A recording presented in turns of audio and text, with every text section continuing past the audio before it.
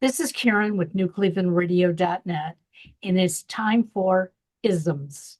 Now, that may sound like a silly name for a podcast, and I'm hoping that there will be some silliness along the way and maybe some smiles, because isms define our moods and how we live. This new podcast really is about how are we going to move forward over the next 4 years and beyond. There are many of us who aren't thinking very positively now, but the reality of it is, if we think negatively, we are all going to make ourselves ill. And I know this because for the first week after the election, that's all I did. I just worried about everything, some things that I don't have the ability to change. But the ability that I do have is to share the voices of other people who are struggling as we move forward. So my guest today is Alicia Mindlin. Alicia is a psychotherapist. She has her own practice in Michigan. So I'm assuming, Alicia, that you are going to see many people currently and into the future that are facing the anxiety of, hey, what happens now? So fill me in a little bit.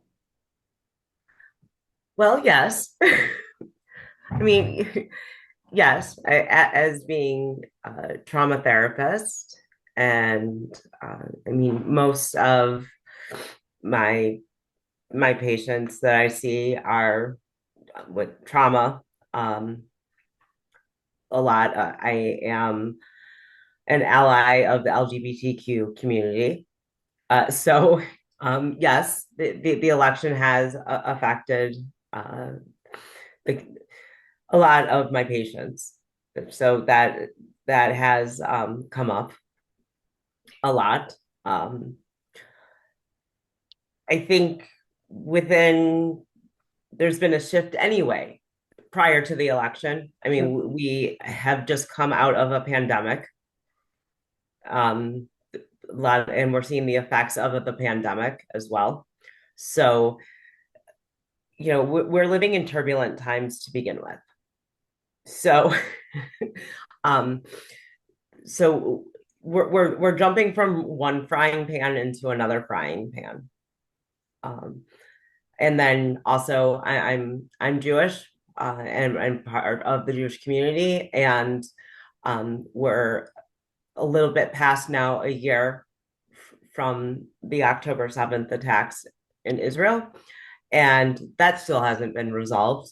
And uh, there's even bigger conflicts still in the Middle East, and so that are affecting, the United States as well.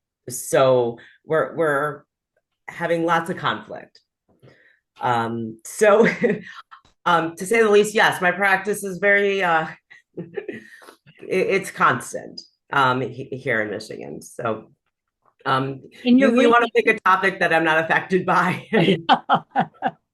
well, and you're also raising two young teenagers. Okay.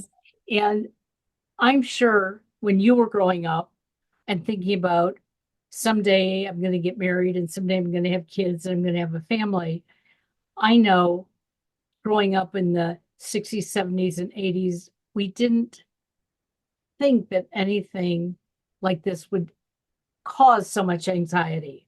I've lived through numerous administrations, and maybe they weren't my favorites, but it was like, okay, this is for 4 years, it's for 8 years, it's going to change. But now there's just something that has been hovering over us for the last 8 years, and that is this sense of negativity.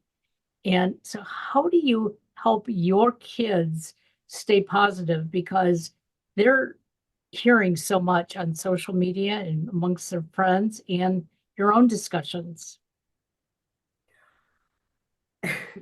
Well, my children are probably an anomaly, because they have a realist as a mother.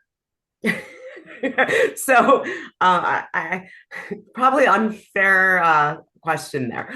Um, I have to say I have two amazing children, and I don't hide things from them. So I deal in facts and reality. So they watch liberal news, they watch conservative news, they watch international news. Um, and I talk about things in truth. So, and my truth, and reality a lot. So, they're proud to be Jewish. They know that there are people in the world who don't like Jews, and I don't. They also know that I'm their mother, and I don't also have all the answers, even though I'd like to think sometimes that I do. So, and that people have different opinions about it. So that they're not always going to, also that there's not a definitive answer. So, which can also lead to more questions. So, and that they have to draw their own conclusions. And some of their conclusions I may or may not agree with. So, so there's that. And I have one who's wants, more knowledge. I mean, my son wants to go into journalism and is very deep rooted in and really wants to do that. He finds the human condition fascinating, and he wants to know people's stories actually in that way. And I mean, he is so committed to that. And no matter how much I dissuade him from doing it and said, but honey, there's this and there's that, I support him 100%. And, my daughter could, I don't want to say care less about it. She loves the human condition and she loves people in a very different way. But she goes and lives her best life. And it affects her, but in a not as passionate as he is about it. So, it's two totally different children. Sure. And I don't shield them from it. So are they concerned? Yes. Are they scared? Probably. Sometimes they are. But they also know it's a reality. So it doesn't stop them from living their life. Well, and I think that's the important part, that we all need to understand that. I heard too many people say right after the election, I'm just going to go throw the covers over my head and, just stay there. And it's like, well, that's not realistic.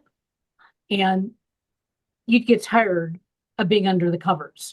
So the reality of it is we have to go out and live our best lives. We have to be there and show support. And the biggest thing is we have to show kindness, because I think if we can show kindness, we can temper some of that negativity that is in the air, that we can also start to understand it with a little bit more depth. And I think it's excellent that your kids actually watch the news, because I have a 34-year-old son, and all of his news he gets through Twitter. Now, 90% of what he's getting, I will say, sort of is correct. But every once in a while, I'll say to him, have you ever turned on the TV and watched a newscast or listened to the radio? And it's like, why would I? So that's a little scary to me, because I think if we can listen to various sides of what is going on, we're going to have a better understanding. And yes, it can't be scary. You know what? You bring up a good point though about listening, because nowadays we don't communicate to listen. Right. We communicate to argue. We don't even do that to even communicate. We believe that our belief system is the right way, and we don't do it for resolution. Um, the other part too, though, about putting your head under the covers and after the election and not wanting to come out, to which I fell prey to that, because I felt it was important, because there was a grieving process, Right. and I think it was important for that as well, um, because there was a deep sense of loss for a lot of people, and a deep sense of what just happened, and there was a deep sense too of an unkindness, and a big sense of what now. And I think people are still feeling that. Um, and there is a lot of anger. There's a lot of disappointment. There's a lot of resentment, still. And there's a lot of like, what are we going to do now? And there's still a lot of dismissiveness. Right. You know,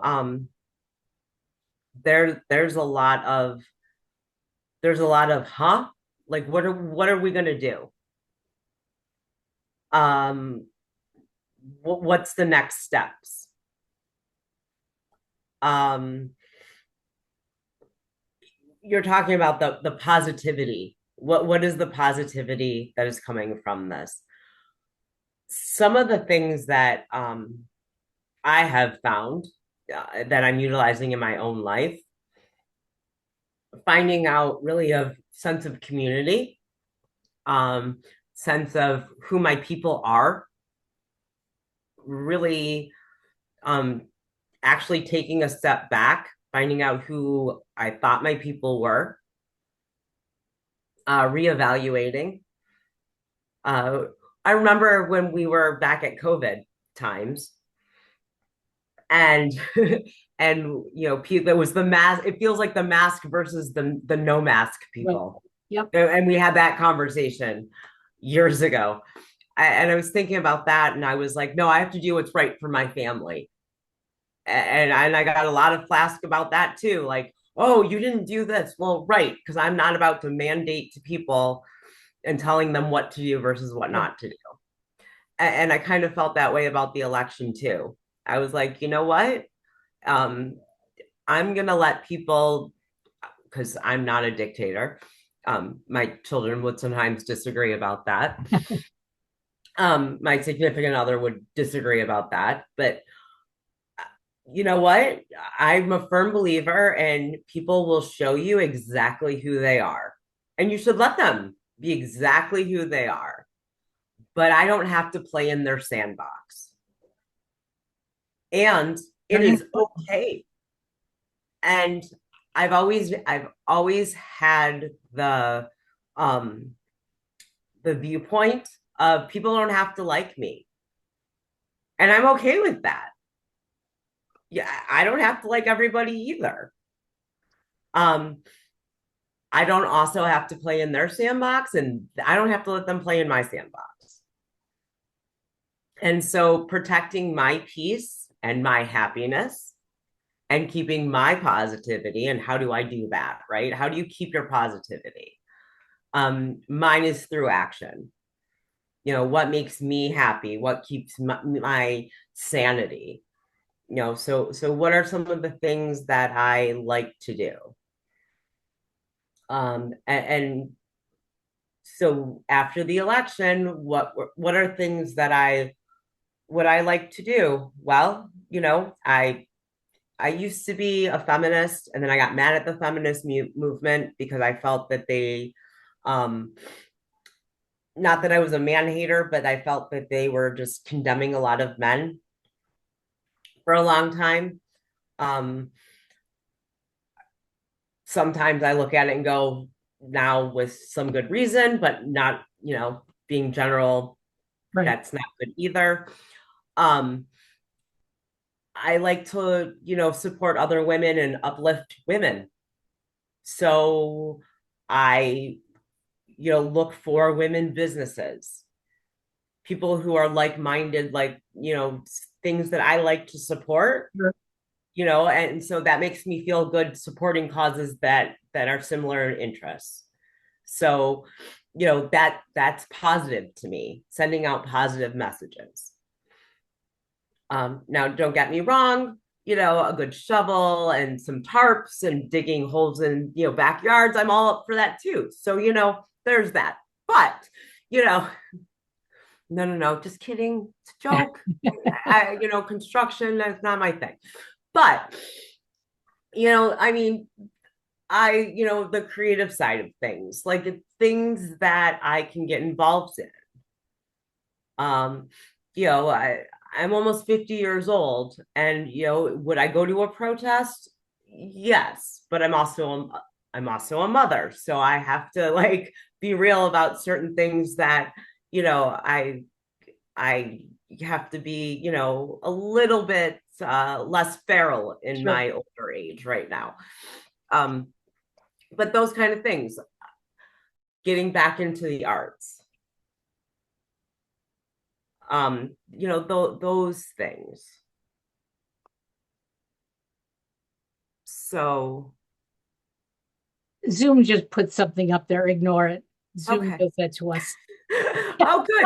I'm like, AI is joining our meeting. Yeah. Like, It's oh, like, look at that. How fun yeah. is that? We've got artificial intelligence joining our meeting. That's positive. Yeah. Wow. But, ET phone home, see something from the 80s, something from my childhood. one of the things that you're saying is the thing that has helped me quite a bit. Um, so like you, I didn't go crawl under the covers, but I wanted to. But I had a number of things that I had to do. I had to be present with other people.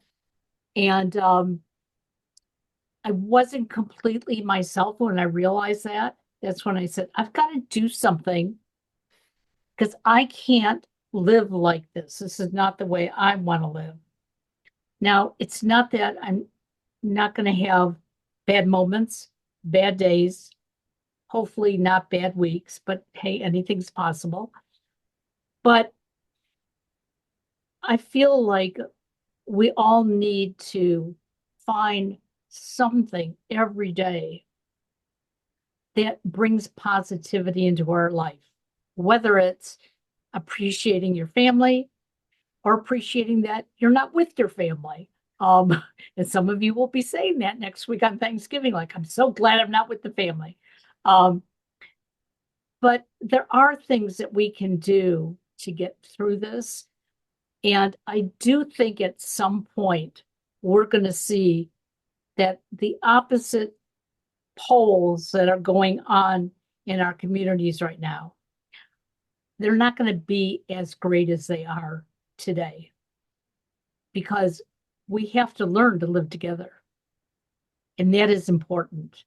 And you have two opposite poles between your kids, you know, one who wants to be very, very involved and know everybody's story, and the other one who just wants to dramatize the story. And I love it. Alicia's daughter is a ballerina, and I can't wait to actually see her in performance.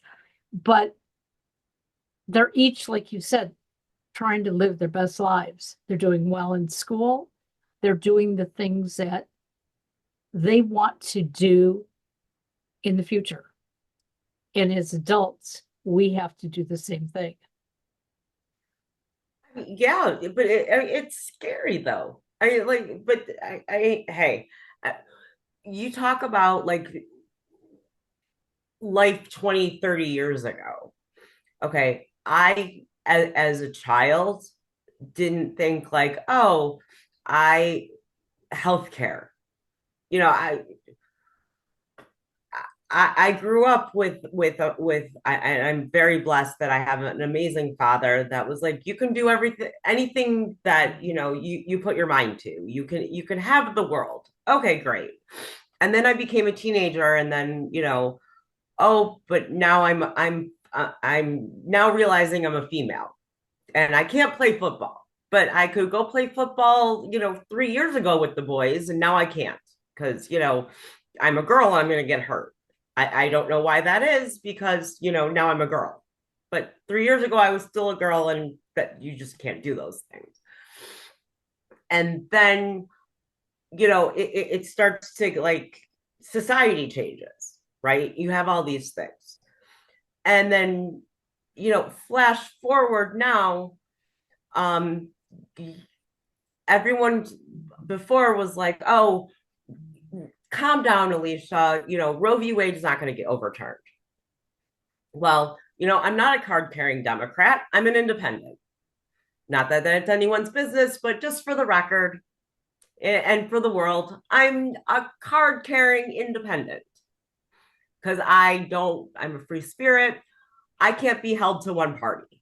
I got commitment issues, apparently. No, I'm a free thinker. And it really bothers me. And well, look what happened. Roe v. Wade got overturned. So was I being hysterical years ago? Okay, no. Well, the election happens, and I'm sitting here, okay, states' rights, my constitutional friends are, I'm sure, all very happy because as constitutionalists, the purity of things. Okay, great.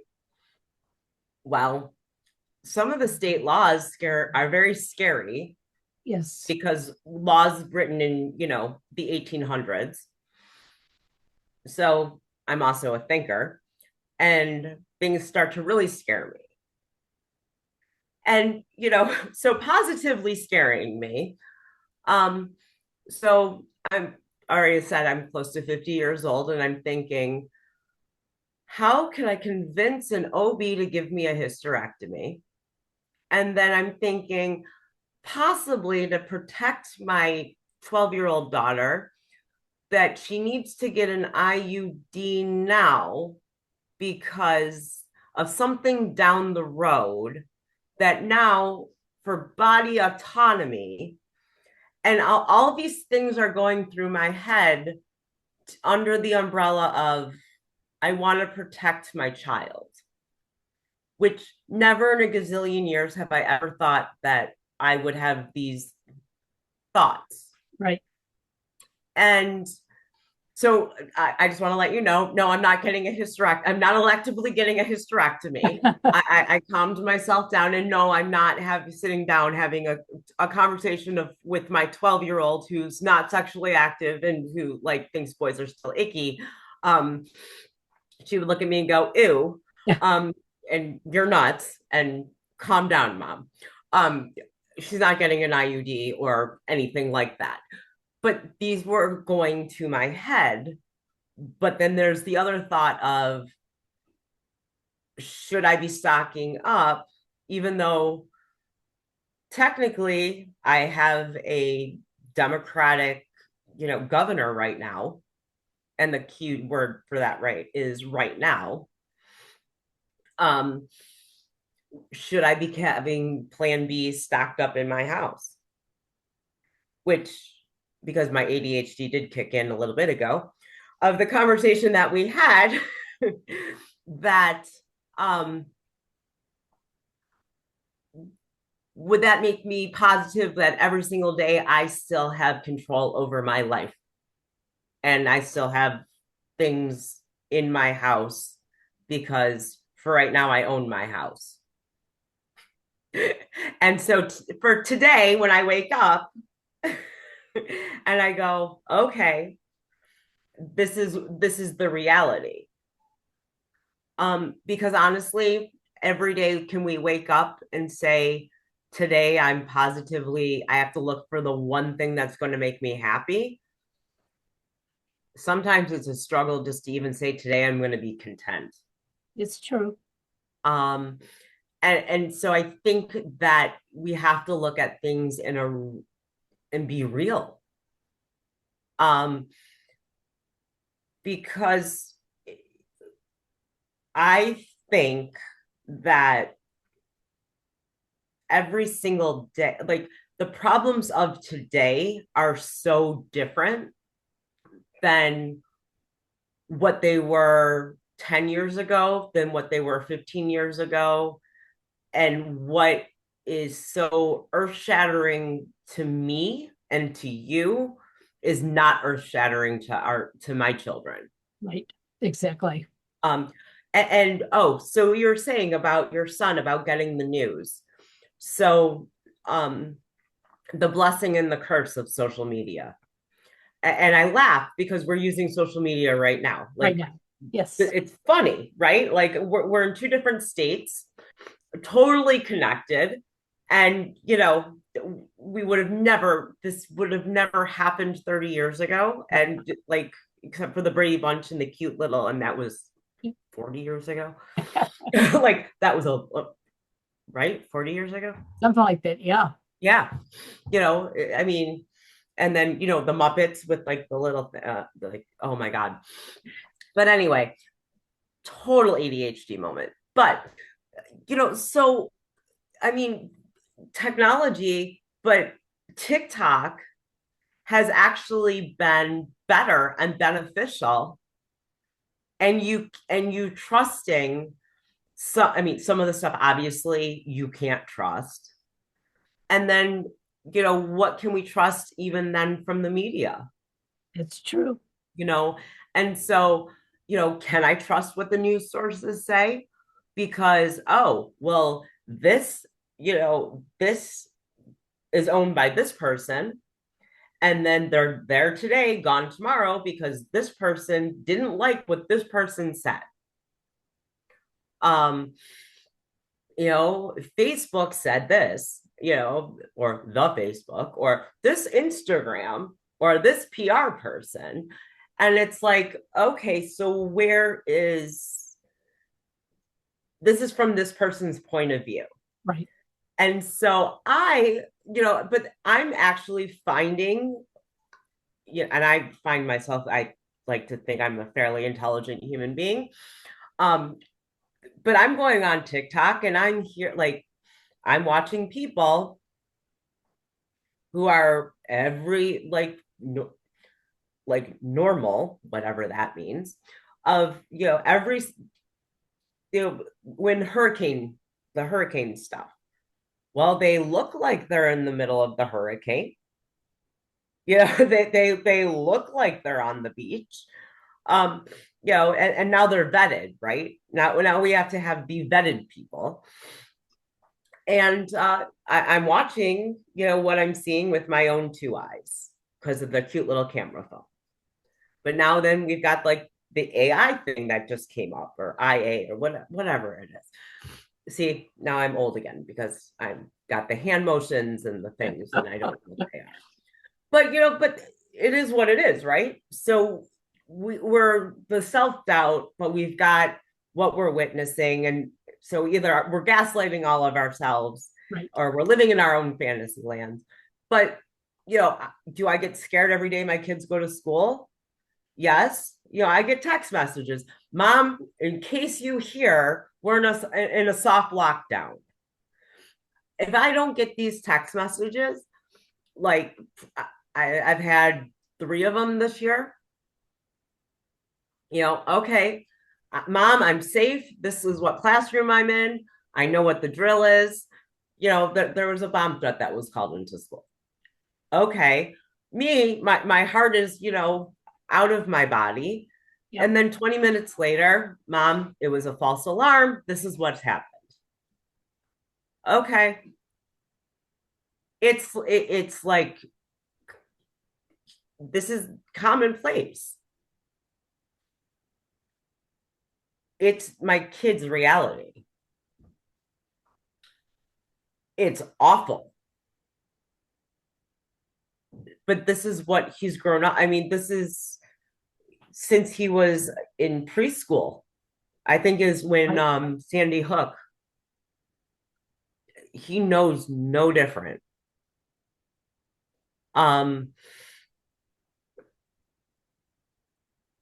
and I wanted to yank him out of preschool right then and there.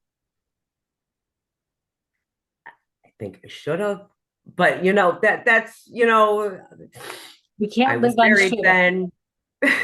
you know, um, Bailey would agree I should homeschool them. She's still on that. COVID was the best thing for her. She's still to this day will say, "Mom," she calls middle school prison. I send her to prison. She's inmate number, whatever it is. But I mean, that's it. Really, again, two different children, two different perspectives, sunshine and gloom. I live in a dichotomy every day, but that's their perspectives. So what you're talking about is realism. Yeah. Really is truly that ism. And so many of us, we think that the grass is greener on somebody else's lawn. And the reality of it is, it's not. Grass may be greener, but is their inside falling apart? Or is their inside better and the outside's falling apart? Nobody is perfect. And if we can do one thing over the future, and I'm not even putting a timeline on it, but as we move forward, it's trying to be more understanding, trying to develop a kindness. I had to run out to the store today, and there was an older woman, actually older than me, which, is can't be that much older. But anyway, she was older than me, and she was slowly pushing her cart. So I moved over to the side to give her more room. And I smiled, and she looked at me and she said, "What do you want from me?" And there was the anger that I see so much of. And I said, "Oh, I'm sorry. I was just moving over to give you more room." She said, "Well, I didn't need more room." And then she just kept walking. And part of me felt good that I was being kind. I started to adapt to her personality as I was finishing down the aisle. And I thought, no, snap out of it. That's not who you are. That's not who you want to be. And maybe she's having a bad day. Maybe she felt embarrassed because she was taking up more of the aisle. I don't know. But trying to find that kindness and holding on to it is how we're going to get through and make it into the future. I mean, or you just need glitter in your pocket and just throw it up in the air and it, trickle down all over. I mean, you know, you know what? Grass stays green where you water it. And I mean, and that's truly, I always tell my kids, like, you don't have to like somebody, but you have to be civil. Yes. Like you don't, and it's not being fake. Like I am who I am. Um, no, I'm not. I don't like everybody. I don't ever tend to prove that I don't. But I I give out of the kindness of my own heart. And I do what I can do. Um I try to instill values into my children, as my parents did to me. And part of living out Judaism is repairing the broken world, is taking part in tikkun olam, and I try to do that every single day, and that's been the main focus of my existence. That's the main focus of my children's existence. Um, I don't know how else to. I don't know how to not do it. I really I've made comments and I've said it of, the people who have voted for the president elect.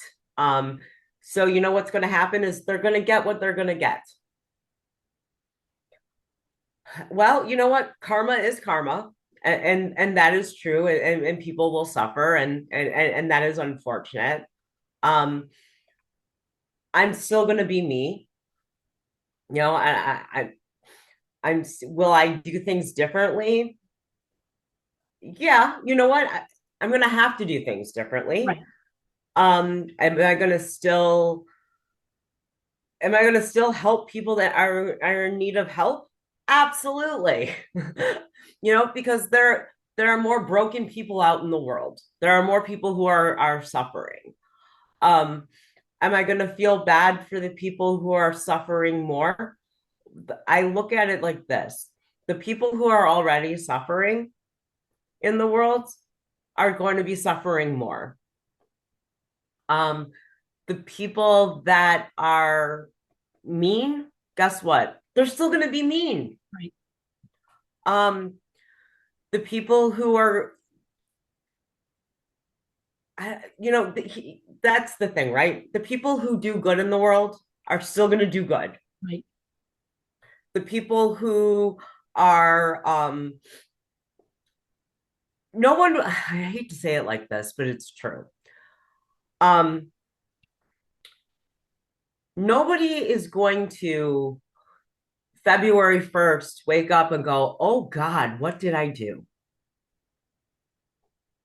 Um, and nobody is good. They're not going to be like, oh, you know what? They all were right. and, and and I kind of look at it like this. What's going to be positive? This is what I really truly hope. The best thing I can hope for is that the political parties both take a really good look at themselves and kind of go, huh, our parties are really flawed, and we are both the same, like, nasty side of the same coin. We Yes. really need to like look at ourselves, because we had grumpy like man number one and grumpy like man number two, and this is what we came up with, and it didn't work. And that's what I'm hoping. I'm really, really hoping that's the positive, right? That, like, Absolutely. because two negatives, like this is what, like, we created this, and then that's where the change is going to come. That's the positive, right? Like, from the ashes rises the phoenix. Like, like, oh, we've really screwed up here, guys. Like, ooh, like, we've been bad. Like, like, we need to rebuild. um and then I'm really, really hoping that um younger people, meaning like my generation and a little bit younger generation, kind of go, okay, like, we need to, we're older now, Yeah, exactly. because we're middle aged now. I really am middle aged.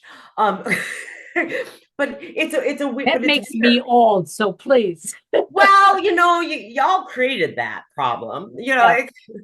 but as according to TikTok, I've learned these things, like, all of a sudden, millennials and Gen Alpha, I've learned, is very concerned about what generation we're a part of. I'm a Gen Xer. I now understand this, and what that actually means. And us Gen Xers could care less. We're very grumpy, angry humans, but we knew that because we were like listening to grunge music. Yeah. Hello, we knew we were angry. We knew we were angry in the 90s. We didn't need to be told this. And can I tell you, before in high school, we didn't care that we were Gen Xers. And my daughter, who's in Gen Z, by the way, because I accidentally told her she was a Gen Alpha, and she very quickly told me that that was incorrect. I'm a moron that she was born May 8th and that Gen Z ends May 31st, 2012. Oh, So okay. I am so, so sorry. So anyone born before the cutoff date of May 31st, 2012, you are not a Gen Alpha. But I'm sorry, June 1st, 2012, you are in fact Gen Alpha, and you have some very bizarre lingo that you can make lovely sentences that nobody cares about, and we should never ever put together in a sentence. That's a bunch of gibberish. That And makes you more know sense. what? I love how you're ending this because it's making us smile. It's making us laugh. We're all from different generations, but the reality of it is we all really want basically the same thing. We want to be happy. We want to be healthy. We want to make sure that we can do the things that we love to do. And you know what? We're just going to have to take one step in front of the other and keep moving. And it's going to be difficult at times, but we can do it. Well, isn't that life, right? I mean, It is. honestly, we were born like, okay, think about this. We will, and I will make everyone laugh, I promise. But seriously, we're born naked without a rule book, right? And then they change the rules when we're born anyway. We got to put they put us in clothes. Then they give a conflicting manual to the parents, right? You got to take the rule book, and then 6 months later they change it. Then they tell the parents how dumb they are. Then you got to follow this rule book, and then your grandparents tell you how they did it, and you're wrong anyway. And then you got to be in therapy like when you're 2 years old because they've already screwed up. And then they send you to the institution called school. And then the teachers tell you how you're already screwed up because in all of these things. And then, and then we've all been institutionalized. Yeah. All then to grow up and to realize that we all have no idea what we're doing anyway. So I mean, it's really like, and it's fun, right? And then we're all supposed to have fun. Well, be serious and figure it out, but don't break all the rules. But then have some rule. It's all very confusing. But I'll do it with a smile on our face. But feel our feelings, but don't feel them too much. To then watch Disney, and I mean, and then enjoy a game, and then finally actually, this is also very true. We all should have hope because honestly, and this is the honest to God truth, for all the Lions fans out there who never thought in a gazillion years that the Lions would actually be in first place in their division. I love it. Look, if the Lions can do that, be in first place, I never thought I'd see it in my lifetime. And my son is actually watching football and understanding it. There is hope. I love it. I love it. That was wonderful. Alicia, thank you for sharing today and give my love to your family and tell Bailey I am so impressed with her. I will. Thank you so much for having me and tell everyone in Ohio that we say hello. No, take care And now. stay healthy. You too. Bye bye now. Bye.